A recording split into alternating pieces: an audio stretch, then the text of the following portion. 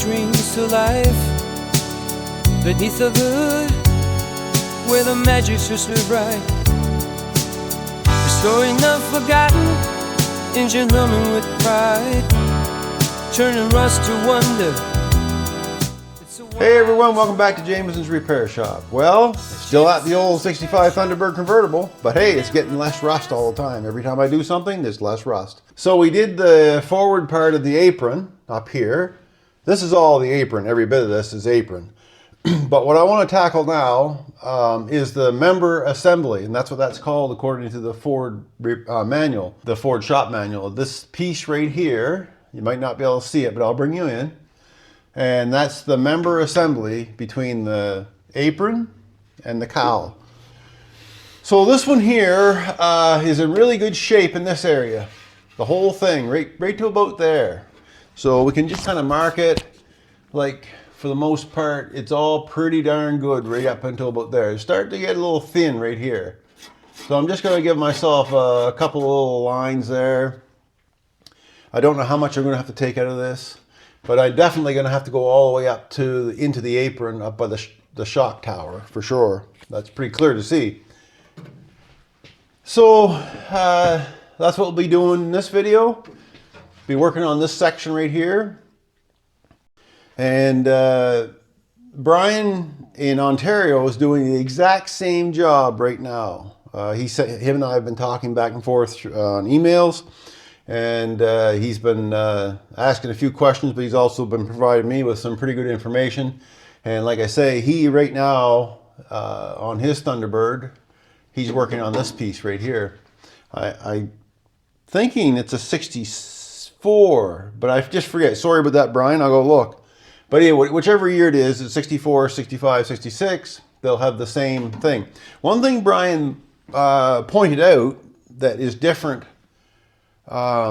between a hardtop or a Landau than a convertible, what's different between the other two and a convertible, that his car doesn't have this on it, this support brace right here. So I'm assuming that like the brace that runs over from the cowl to the apron up here, which is specific to convertibles, that this actual brace right here is also specific to convertibles, because it doesn't show it in the book.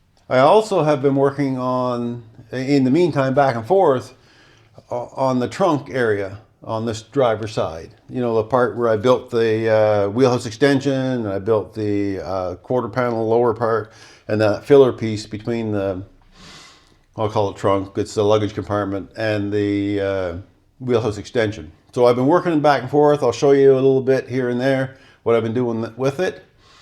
But this is the main focus of this actual video, is this member right here, this member assembly. So it's going to be mostly bending metal and replacing up in here, because this is solid right back to here. Oh, that's not good there. I can feel it.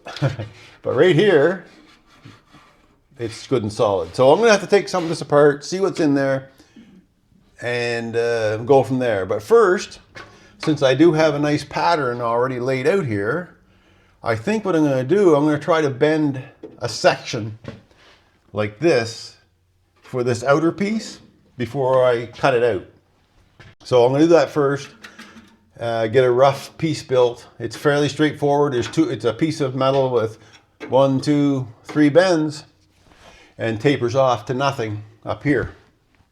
Okay, so I took the liberty to do a little cleanup in here while I'm at it. So now I can clearly see what I have to work with here.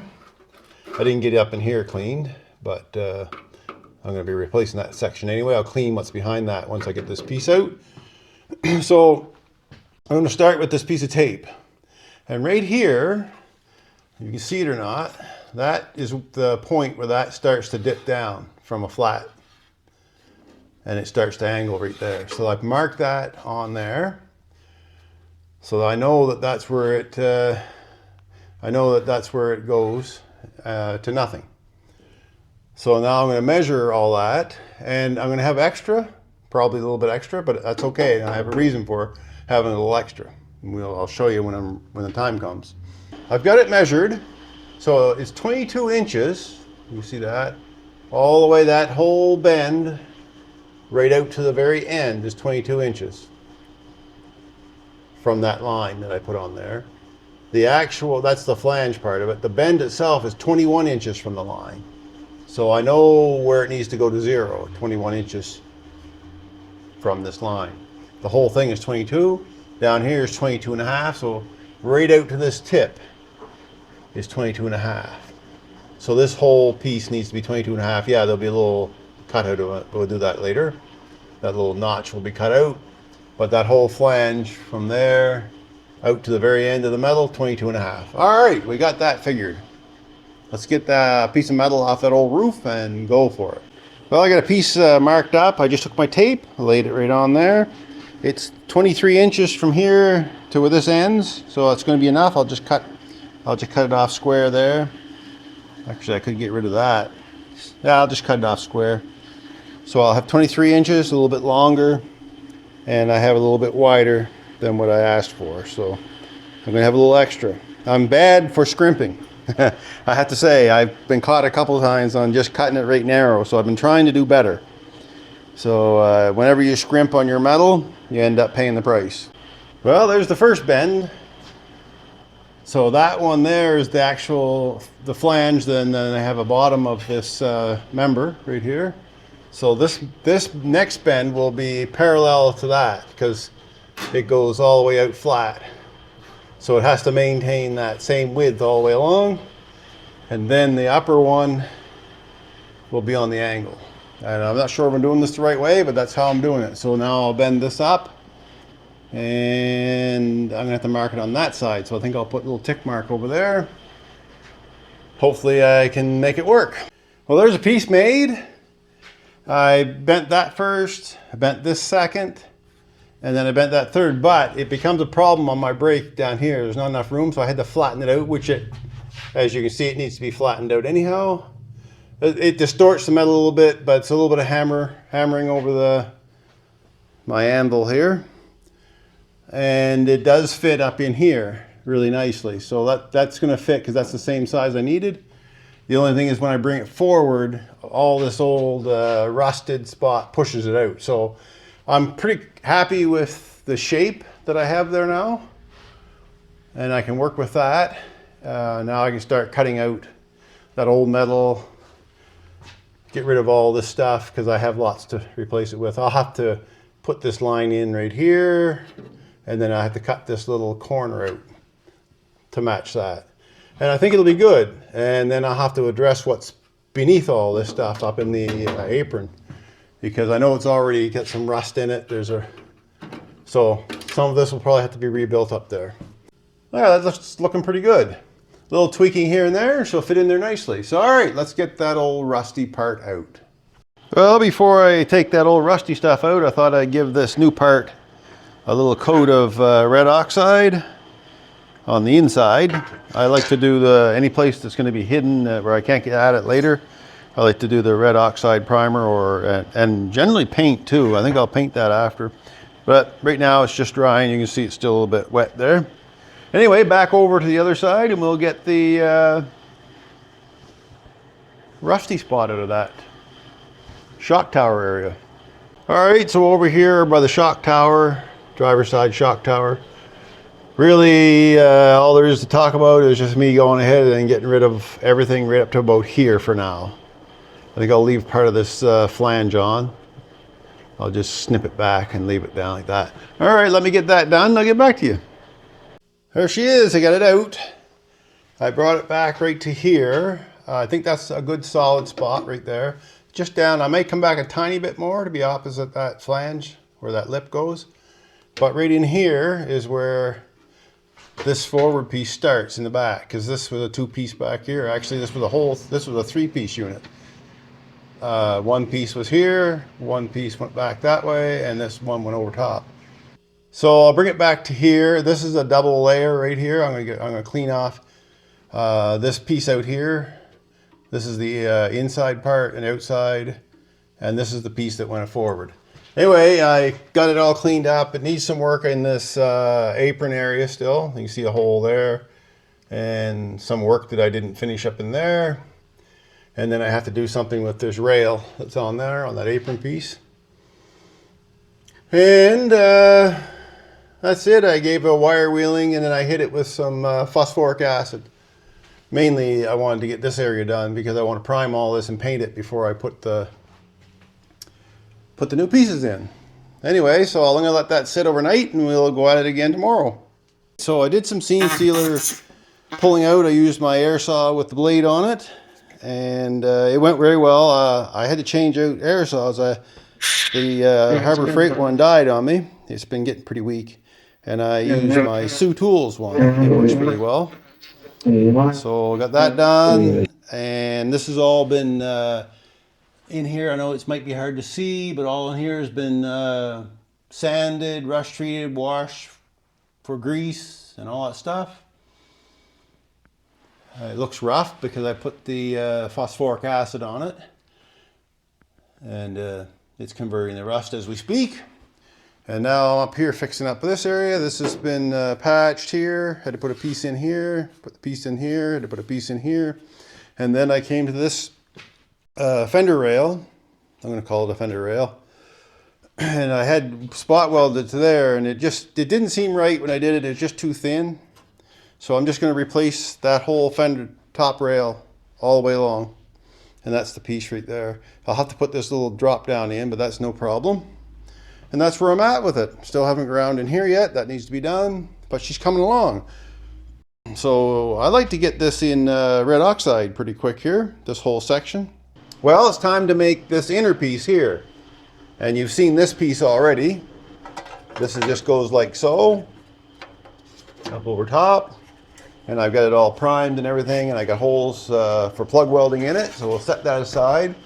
Well, what we need now is the piece that these plug welds go to, and it hooks on here, and it is welded up on the apron. So we'll set that aside. So what I did, this is not a flat piece. This piece that goes in here, it's flat on the vertical, but it's not flat on the horizontal. So I had to put a flange on it in order to weld to the apron.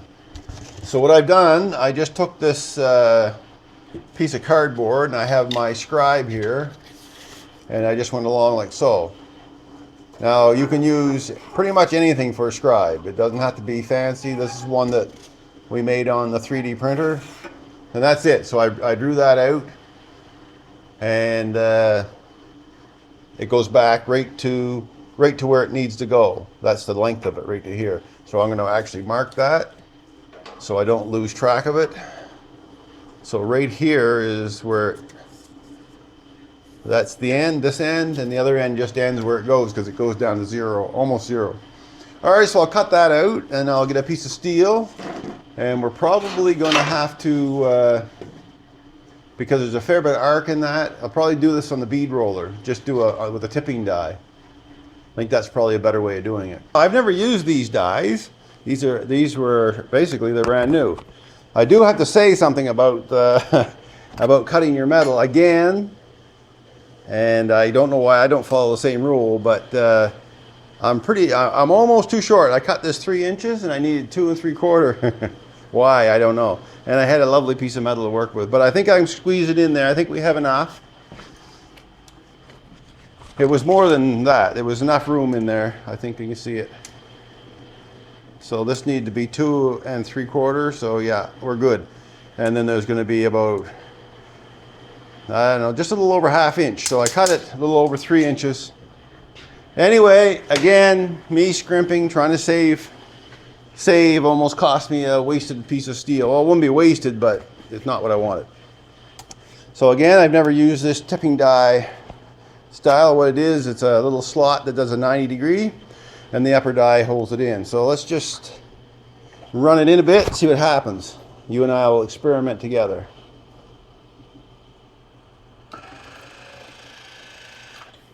Oh, getting off track, and that's not enough. It's not even touching it. All right, so let's get in there again, and we'll tip it. We'll crank her down. And if it's not right, I'll do another one. That seems like enough pressure to me. I'm going to slow this down just a shade. I'm going to reverse it back.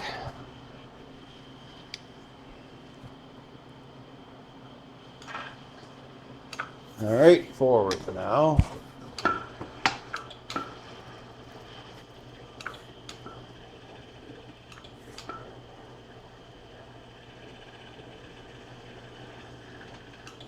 A little wobbly there.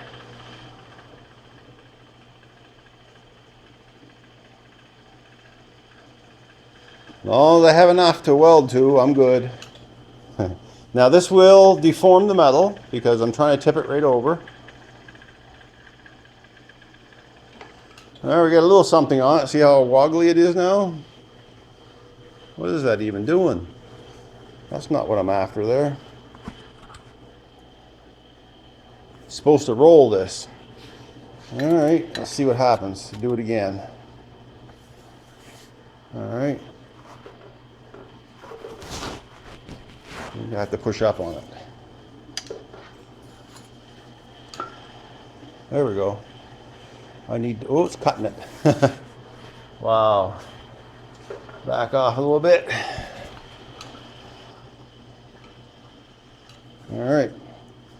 Well, I want to cut steel. I know how to do it.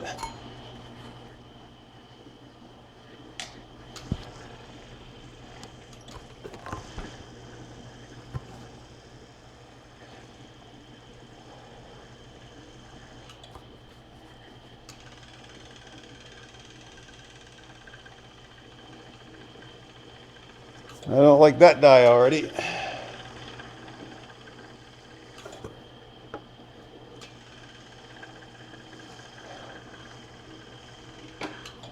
Well, it's coming.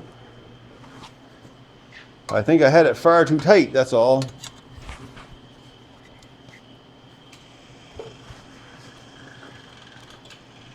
I'll have to weld that piece on there. What the heck? All right. I'll do this by hand. What a mess. All right, take two. Scrimping again. I'm so cheap with the metal, I made it too narrow. Anyway, and then it started to cut in there. So let me see what we're doing here. Reverse. Now I have it cranked down one turn. So let's see if this will do it. And I changed out the die, the top die, because I actually had a tipping die. I don't know what the other one was for. I thought it was for the tipping. All right, this is working better so far. All right. I gotta come around here a bit. Where's my dead man switch?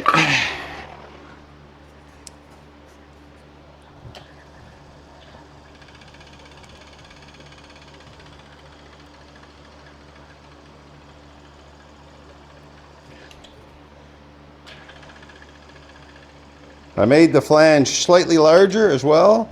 I made it 3/4. I think the other one was on there was just a 1/2 inch or so. So I don't really know for sure. Anyway, I made it 3/4 inch. This is working much better.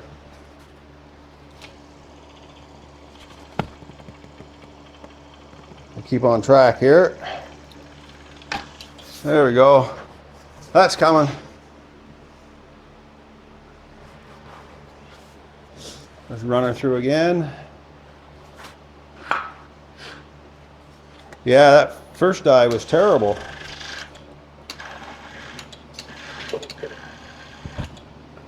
Oh. Whoa, off there. Oh, it's cutting it again. Holy. Wow. All right. I don't know what this is for. It's not working very good anyway. Cutting the metal again. And I hardly have it in there. Hardly at all. All right, let's do it looser. And I'll just bend it as I go. Guess I better brush up on what dies I actually have here. If I'm going to do this much. That's working all right there now. The trick is, I guess, not to tighten it down too much.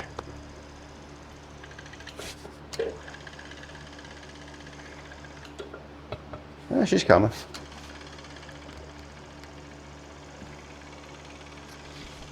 Don't know how much you guys can see. There we go. I think I'll just hammer and dolly the rest of that and then put it on the shrinker and stretch it out. All right, we're getting something anyway. Well, we have this piece here built, the outer piece of this member assembly, and then I have the inner piece of this member assembly built. And I don't know if you guys remember from the beginning of the video, I was talking about leaving this long right here. Well, that's because I wanted to overlap this, give it a little extra strength. Same as what's happening in here. That's overlapping behind. That's the way they built this one at the factory, but this one was built in one piece, but I want to do it overlap. So that's what we're going to do, but the problem I'm having right now is this whole area, everything in here where this goes needs to be primed and painted, or at least primed. I might prime it and paint it. So I'm going to have to go do that now, get some red oxide out, and then I'll have to do both sides of this inner piece that I built. This I don't worry about. When I spray the whole fender well area, I'll spray the outer part, but the inside needs to be done. This is too long, but I didn't want to make that mistake 3 times by cutting it too short. So I left it long, but I'll have to just trim that back off. Rolling in the garage, bringing old dreams to life. Beneath the hood, where the magic's just so bright. Restoring the forgotten, engine humming with pride. Turning rust to wonder, it's the wildest ride. At Jameson's repair shop, we remember the past. Feel the engine roar, this love's built to last. We grease our hands with love every dent. From classics to modern, there's no time to lament. Reason the hood, we'll find what's wrong. Jameson's repair shop, where the passion is strong. Fixing every detail, we're on the attack. With tools in our hands, there's no turning back. Restoring the glory, making engines sing. Jameson's repair shop, we do our thing.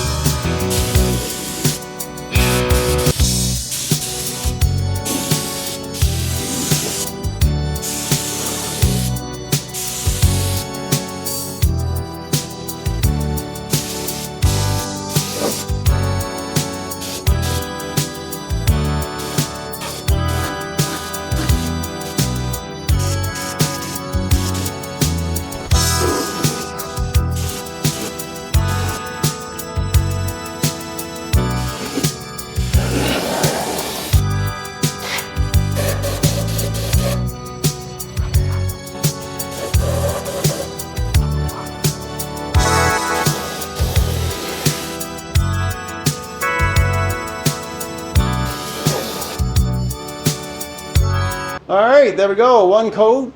I'm gonna give it more, it's thin in places. Up in here, I need to get more back in there.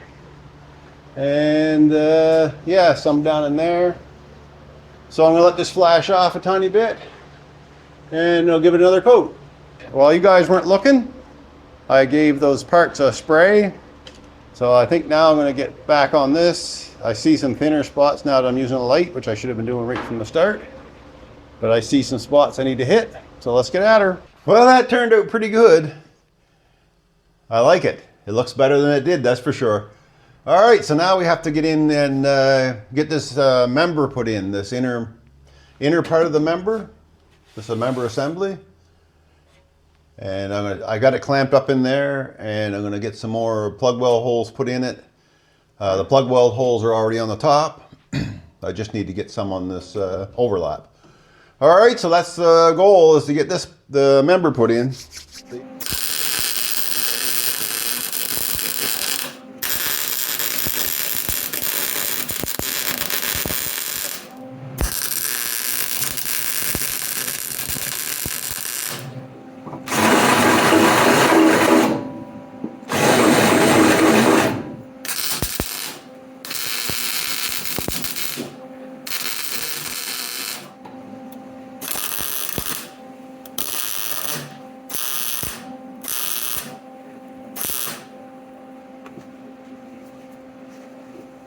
So all right, that's looking pretty good. I think I'm just gonna hit them with a wire wheel, clean up the burnt paint or primer, and then I cut this lip right off, and I'm gonna do this outer piece up here, and then I'm gonna hit it with another coat of primer, and then we'll call this wheelhouse or wheel well finished. Well, it looks like I lost the battery on the microphone for this one. So we're just going to do a little voiceover on it. So what I'm doing here is just explain how I made this. And basically I took a piece of metal and I used the old metal like this as a template.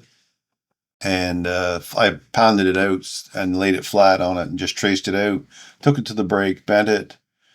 Same with this end piece. I didn't flatten it out. I just kept it. I knew what I needed. And explaining here, don't throw away your old pieces because they come in very handy. Has a lot of information on those old pieces, like I'm showing there for the holes for the fender bolts and whatnot. The same as the forward piece was the same. And for that little tab that bends down, nice to have the locations of the holes. And that's about it. And I explained that I welded in that inner part of the member and forgot to video it. And that's where we are with it. And lots of grinding to do up there. And then the next video coming up, or next clip coming up rather, is the same thing. My mic wasn't working, but I'm just showing that I ground down all the plug welds, cleaned up the primer, and we're getting ready to put another coat of primer on it. So let's go at that and see how it looks. Well, that's it. I've got that done. She looks a lot better now than it did before, that's for sure. So thanks for watching, everyone, and we'll catch you in the next one.